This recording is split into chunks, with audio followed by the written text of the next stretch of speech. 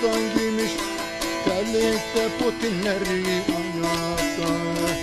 Aman fistan giymiş, terlikte papuçları da ayakta. Kaydırıp bak Cemilem, nasıl edelim biz bu işe. Nikahımız kıysın, günden geldi hocam endişe. Kaydırıp bak Cemilem, nasıl edelim de biz bu işe. Nikahımız kıysın, günden geldi